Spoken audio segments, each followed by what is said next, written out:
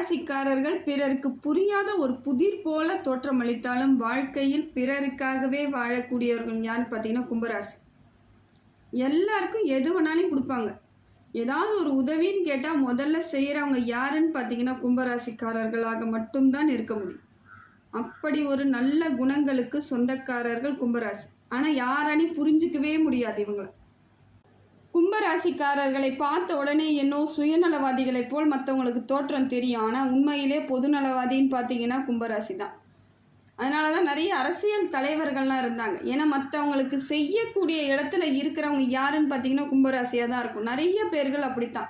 மக்கள் பணி செய்யறதுக்கு நிறைய ஆர்வம் உள்ளவர்களாக இருப்பாங்க. மனசார செய்யக்கூடியவர்களும் கும்பராசி தான். அதனால தான் இந்த மாதிரியான ஒரு அமைப்பு. ஏன்னா இவங்க ராசிநாதன் சனி பகவான், நேர்மையானவர் சனி பகவான். கொடுத்துக்கிட்டு இருப்பார்.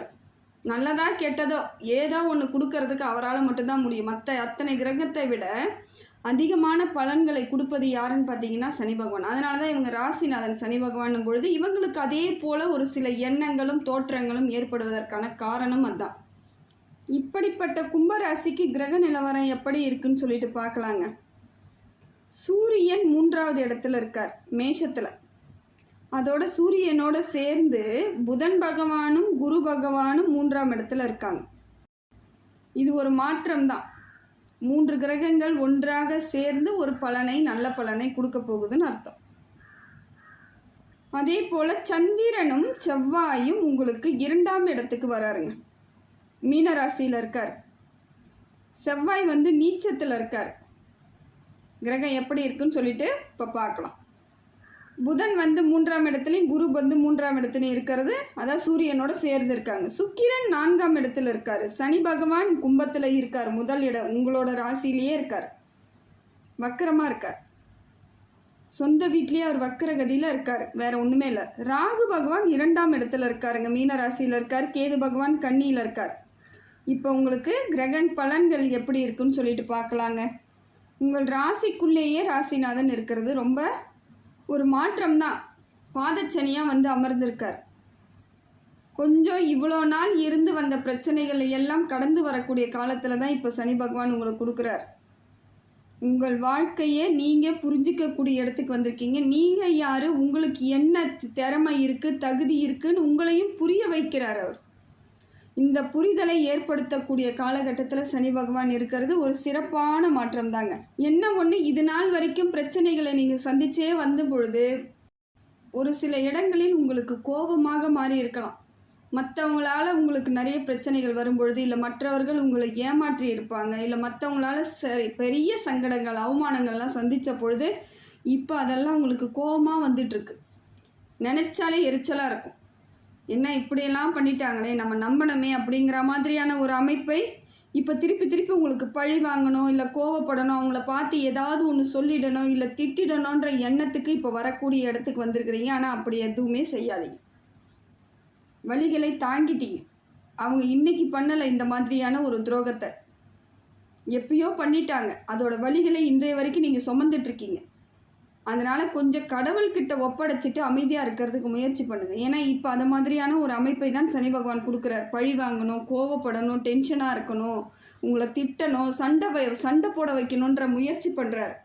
அதுக்கு இடம் கொடுக்காதீங்க. கோபம் வரதான் செய்யும். பேச வேண்டிய நேரம் கரெக்டாக வந்துச்சுன்னா பேசுங்க, இல்லைனா கொஞ்சம் அமைதியாகவே விட்டுடுங்க. சில இடங்களில் நீங்கள் அமைதியாக இருந்தாலே அவங்க நிறைய விஷயத்தில் தோற்று போயிடுவாங்க. நீங்கள் பேசாதீங்க, அமைதியாக இருக்கிறதுக்கு இப்போ முயற்சி பண்ணுங்கள். இதுதான் இப்போ உங்களுக்கான சரியான அமைப்புனா இதுதான். ஏன்னா சனி பகவான் வக்கரத்தில் இருந்து உங்களுக்கு பாதச்சனியாக இருக்கும் பொழுது பல பிரச்சனைகளை தன்னால் மன உளைச்சலை கொடுக்கறதுக்கான வாய்ப்புகள். டென்ஷனாக இருந்தாலும் நீங்கள் அமைதியாக தான் இருந்தாகணும். இறைவன் மேலே நம்பிக்கை வைங்க. ஈஸ்வரன் வழிபாடு உங்களுக்கு சிறப்புங்க. எந்த ஈஸ்வரனாக இருந்தாலும் அந்த ஈஸ்வரன் கோயிலுக்கு போங்க.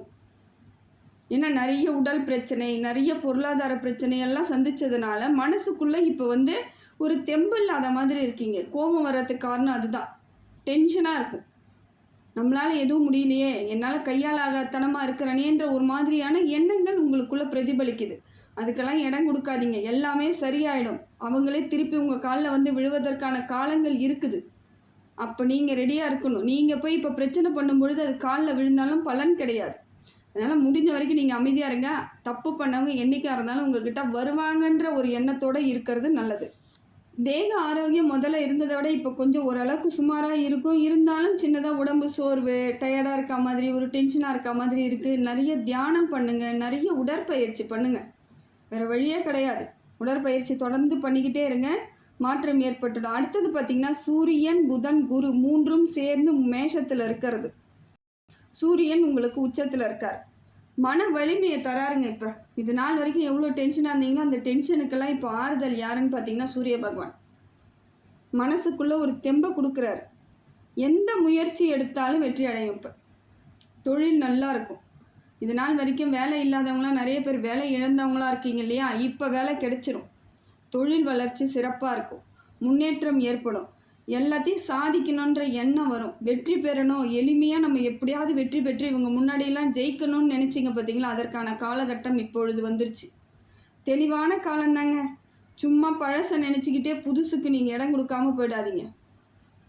மனுஷங்க தான் அவங்களும் அப்படிங்கிற ஒரு எண்ணத்துக்கு வரணும். திருப்பி திருப்பி மற்றவங்கள நீங்கள் தப்பாக எண்ணிக்கிட்டு கோவப்பட்டுட்டே இருந்தால் உங்களை நீங்கள் புரிஞ்சிக்க முடியாத காலகட்டத்துக்கு வந்துடுவீங்க. அதனால் முடிந்த வரைக்கும் நீங்கள் என்ன செய்யணும், இதற்கு மேல் என்ன செய்தால் நமக்கு நல்ல பலன் கிடைக்கும்னு பாருங்கள். சரியான மாற்றத்தை உங்களுக்கு சூரிய பகவான் கொடுக்குறார். பொருளாதார வளர்ச்சி இருக்குது, தொழில் முன்னேற்றம் இருக்குது, உரிய பதவி கிடைக்கும், உரிய அங்கீகாரம் கிடைக்கும், செய்யும் செயலுக்கு நியாயமான ஒரு மரியாதை கிடைக்கும், அந்தஸ்து கிடைக்கும். இதை தானே எதிர்பார்த்துட்டு இருந்தீங்க. அதெல்லாம் கிடைக்கக்கூடிய காலகட்டத்தில் சூரிய பகவான் இருக்கிறாருங்க. அடுத்தது பார்த்திங்கன்னா குரு பகவான் உங்களுக்கு நல்ல ஆதரவு தராருங்க.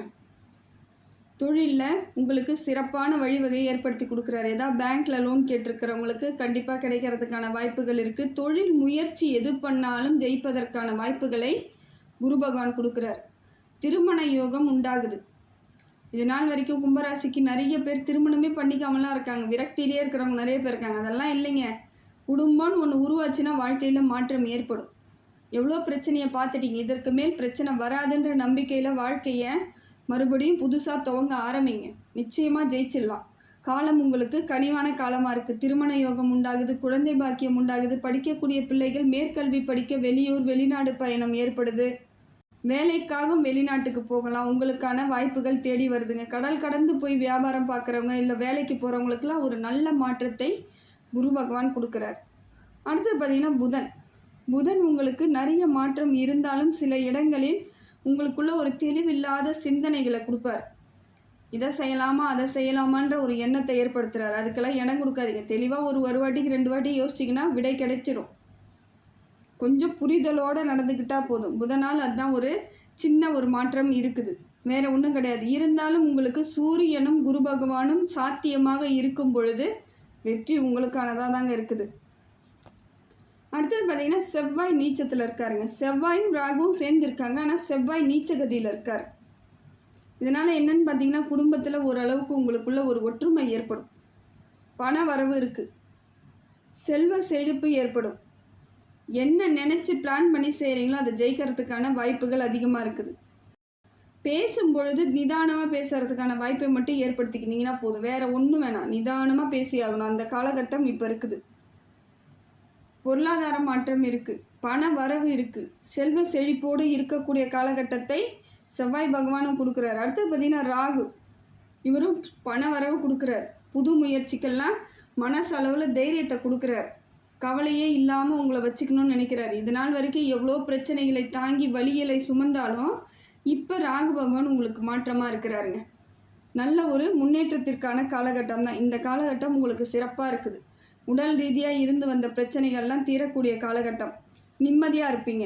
முடிந்த வரைக்கும் எல்லாத்தையும் சரியாக எடுத்துகிட்டு போகணுன்னு நினச்சிங்கன்னா பிளானை மட்டும் கரெக்டாக போட்டு தாங்க ஆகணும். எதை செய்தாலும் அதை யோசித்து பண்ணுங்கள், கணக்கு போடுங்க. பணம் எவ்வளோ செலவு பண்ணுறீங்கன்றதை எழுதி வைங்க. வேறு வழியே இல்லை. ஏன்னா பணம் விரயமாவதற்கான காலகட்டத்தை யார் கொடுக்குறாங்கன்னு பார்த்தீங்கன்னா சனி பகவான் கொடுக்குறார், செவ்வாய் பகவான் கொடுக்குறார். மிச்சப்படி ஒரு பிரச்சனையும் இல்லைனாலும் பொருளாதார ரீதியாக நம்ம தோல்வி அடையும் பொழுது எல்லாமே நமக்கு தோல்வியாக ஒரு கண்ணுக்குள்ளே இமேஜ் தெரியும். அதனால் முடிந்த வரைக்கும் நாம் பணத்தை கரெக்டாக கையாளுறது நல்லதுன்னு நீங்கள் முடிவு பண்ணுங்கள். ஒன்று தாங்க, செவ்வாயாலையும் ராகுவாலையும் உங்களுக்கு எப்படி இருக்கணும்னு பார்த்தீங்கன்னா வீணாக கோபம் மட்டும் வரக்கூடாதுங்க. யாரையும் காயப்படுத்துகிற மாதிரி பேசாமல் இருங்க. அது மட்டும் இருந்தாலே போதும். உங்களுக்கு கூடிய விரைவில் எல்லா மாற்றமும் ஏற்படுத்தி கொடுத்துருவாருங்க. சுக்கிரன் உங்களுக்கு நல்ல இடத்துல இருக்காருங்க. 4வது இடத்துல இருந்து சுக்கிரன் உச்சத்தில் இருக்கிறது ரொம்ப சிறப்புங்க. இது பொருளாதார மாற்றத்தை ஏற்படுத்தி கொடுக்குது. மனசுக்குள்ளே இது நாள் வரைக்கும் இருந்து வந்த பிரச்சனைக்கெல்லாம் மன அமைதி ஏற்படுத்தி கொடுக்குது. வீடு வாங்கிறது, சொத்து வாங்கிறது, இடம் விற்கிறது, இல்லை இடம் வாங்கிறது, வண்டி வாகனங்கள் வாங்குவது, இதற்போல வாய்ப்புகளை சுக்கிர பகவான் உடனடியாக கொடுக்குறாரு. டக்கு டக்குன்னு கொடுப்பாரு. பேசிக்கிட்டே இருப்பீங்க, இடம் வாங்கலான்னு இருக்கிறேன், வீடு கட்டலான்னு இருக்கிறேன்னு பேசிக்கிட்டு தான் இருப்பீங்க. அது கடைசியில் முடியக்கூடிய அமைப்பில் முடிஞ்சிடும். உங்களுக்கானதாக நடக்கக்கூடிய அமைப்பை சுக்கிர பகவான் கொடுக்குறாரு. நல்ல ஒரு மாற்றத்தை ஏற்படுத்தி கொடுக்குறாருங்க. கும்பராசி பெண்களுக்கு இது ஒரு சந்தோஷமான காலகட்டமாக இருக்குது. இது நாள் வரைக்கும் பெரிய வலிகளை சுமந்துக்கிட்டு இருந்தாலும் இப்போ மாற்றம் ஏற்படும். மனசுக்குள்ள ஒரு தைரியம் கிடைக்கும், நிம்மதி கிடைக்கும், பண வரவு ஏற்படும். ஏதோ ஒரு வகையில் உங்களுக்கான உரிய பணவரவு, செல்வ செழிப்பு, பேர் புகழ், இதை எல்லாத்தையும் செல்வாக்கான ஒரு அமைப்பை சுக்கிர பகவான் கொடுக்குறார். நிம்மதியான பெருமீச்சு விடுறதுக்கான காலம் இது. நிம்மதியாக இருப்பீங்க. இந்த காலகட்டத்தை சரியாக பயன்படுத்திக்கிட்டிங்கன்னா ரொம்ப நல்லதுங்க. அடுத்தது பார்த்திங்கன்னா கேது பகவான். கேது பகவான் உங்களுக்கு 8வது இடத்துல இருந்து பார்க்குறாருங்க. உங்கள் ராசியிலே 8வது பார்க்குறாரு. அதாவது கன்னி ராசியில் இருந்து உங்கள் ராசியை பார்க்கறது நல்லா இருக்குது. எல்லா விதத்திலும் மாற்றத்தை ஏற்படுத்தி கொடுக்குறாருங்க. ஆன்மீக சிந்தனை அதிகப்படியாக வரும். நிறைய கோவில்களுக்கு போகணும், இல்லை கோவில் காரியங்களுக்கு பணம் தரக்கூடிய அமைப்பெல்லாம் ஏற்படும். நிறைய பேர் கும்பாபிஷேகத்துக்கெலாம் பணம் கொடுப்பாங்க. அந்த மாதிரியான ஒரு அமைப்பு இருக்குது. நிறைய கோவில்களுக்கு, அதுவும் சிவாலயங்களுக்கு செய்வது, முருகருக்கு செய்வது, விநாயகருக்கு செய்கிறதெல்லாம் உங்களுக்கு ரொம்ப பிடிச்சது. அதெல்லாம் நீங்கள் செய்யக்கூடிய இடத்துக்கு இப்போ தன்னால் வந்துட்டீங்க. இதெல்லாம் இயற்கையாக நடக்கும். யாருன்னே தெரியாது, உங்ககிட்ட பணம் வாங்கிட்டு போயிட்டு கோவிலுக்கு பண்ணுவாங்க. அதோட பேர் புகழ் மரியாதை எல்லாம் உங்களுக்கு கிடைக்கும். புண்ணியமும் சேர்த்து கிடைக்கும். இதையெல்லாம் உங்களுக்கு கேது பகவான் கொடுக்குறாரு. என்ன ஒரு அளவுக்கு உங்களுக்கு உடல் ரீதியான பிரச்சனை வருவதற்கு தான் வாய்ப்பு இருக்குது. ஏதோ டென்ஷனாக இருக்க மாதிரி இருக்கும். திடீர்னு பார்த்தா ஏதோ ஒரு சின்ன சின்ன பிரச்சனைகள், குறைபாடாக இருக்கிற மாதிரியான ஒரு அமைப்பு இருக்குதுங்க. நிறைய வாக்கிங் போங்க, வேறு ஒன்றுமே கிடையாது. உடற்பயிற்சி பண்ணுங்கள், யோகா பண்ணுங்கள், தியானம் பண்ணுங்கள். முடிந்த வரைக்கும் இறை மீது நம்பிக்கை வைங்க. கடவுள் மேலே நம்பிக்கை வச்சு நிறைய கோவில்களுக்கு போங்க. நீங்கள் எதுவுமே பண்ணலைனாலும் கோவில்களுக்கு மட்டும் போயிட்டு வாங்க. பக்கத்தில் இருக்க கோவிலுக்கு சும்மா போயிட்டு ஒரு சுற்றிட்டு சாமியை பார்த்துட்டு வாங்க. நீங்கள் கேட்டாலும் சரி, வரம் கேட்டாலும் சரி, வரம் கேட்கலனாலும் சரி, அது உங்கள் விருப்பம். சாமியை மட்டும் தினந்தோறும் பார்த்துட்டு வாங்க. மாறுதல் ஏற்பட்டணும். இதையெல்லாம் உங்களுக்கு கேது பகவானால் கிடைக்குது. விநாயகர் வழிபாடு உங்களுக்கு ரொம்ப சிறப்புங்க. கொஞ்ச காலம் உங்களை நீங்கள் சரியாக நீங்கள் பயன்படுத்திக்கிட்டீங்கன்னா இப்போ வந்த காலமெல்லாம் கஷ்டத்தை எல்லாம் போகக்கூடிய காலம் இதுதான். நல்ல ஒரு மாற்றம். இந்த மாற்றத்தை முழுசாக பயன்படுத்திக்கணும். ஏன்னா கும்பராசிக்காரர்கள் எப்பொழுதும் தெளிவான சிந்தனையிலும் தைரியத்தோடு செயல்படக்கூடியவர்கள், நியாயத்திற்கு சொந்தக்காரங்க. தப்புனா தப்புன்னு சொல்லுவாங்க. இதனாலே நிறைய பிரச்சனையை அவங்க சந்திச்சிருப்பாங்க. உறவுகளாக இருந்தாலும் சரி, நண்பர்களாக இருந்தாலும் சரி, எதிரியாகவே இருந்தாலும் சரி, அவங்க எதிரி சரியாக செஞ்சிட்டாங்கன்னா அவங்க செஞ்சது சரிதான்னு சொல்லுவாங்க. கூட இருக்கிறவங்க தான் நமக்கு இவங்களை எப்படியா இருந்தாலும் சப்போர்ட் பண்ணிகிட்டு இருக்கணும்னு நினைக்கவே மாட்டாங்க. தப்பு பண்ணிட்டா தப்பு தான். அந்த குணம் இருக்கிறதுனால தான் நிறைய இடத்துல பிரச்சனைகளை சந்திச்சுக்கிட்டே இருக்கீங்க. இருந்தாலும் பரவாயில்ல, உங்கள் குணத்திலேருந்து நீங்கள் மாறவே மாறாதீங்க. இது ஒரு இறைவன் உங்களுக்கு கொடுத்த ஒரு நல்ல குணம். இறைவனே உங்களுக்கு பரிசாக கொடுத்துருக்காரு. அதனால தான் கும்பராசியில் பிறந்திருக்கீங்க.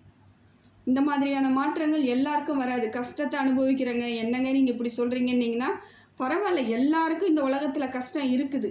ஆனால் நியாயத்திற்கு சொந்தக்காரர்களாக உரிய அறிவு கொடுத்து சிந்தனைகளை கொடுத்து உங்களை கரெக்டாக வச்சுருக்காருன்னா அதற்கு தகுதியான ஆள் நீங்கள் தான்.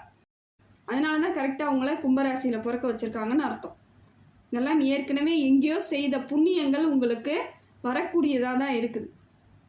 நல்ல மாற்றம், இறைவனோட அனுகிரகம் முழுசாக உங்களுக்கு கிடைச்சிருக்கு. அதனால தான் எவ்வளோ கஷ்டம் வந்தாலும் மனசுக்குள்ளே துணிச்சலாக இருக்கிறதுக்கு காரணம் நீங்கள் தான். எவ்வளோ பிரச்சனையை சந்திச்சிருக்கீங்க இன்னைய வரைக்கும்.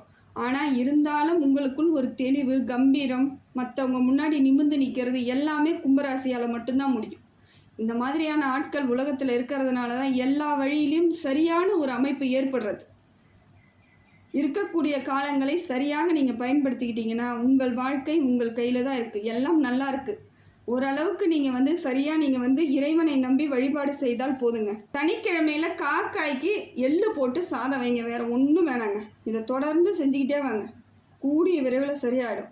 செவ்வாய்க்கிழமையில் முருகன் வழிபாடு பண்ணுங்கள்.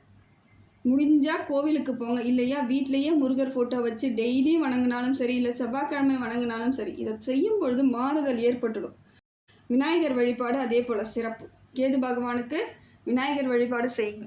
இதையெல்லாம் தொடர்ந்து செய்யும் பொழுது உங்களுக்கு எந்த பிரச்சனையும் வராது, எந்த கிரகத்தாலையும் வராது, எந்த மனுஷங்களாலேயும் உங்களுக்கு பிரச்சனை வராது. இறைவன் எப்பொழுதும் உங்களுக்கு பக்கத்திலே இருந்து எல்லா விதத்திலும் மாற்றத்தை ஏற்படுத்தி கொடுத்துக்கிட்டே இருப்பாருங்க.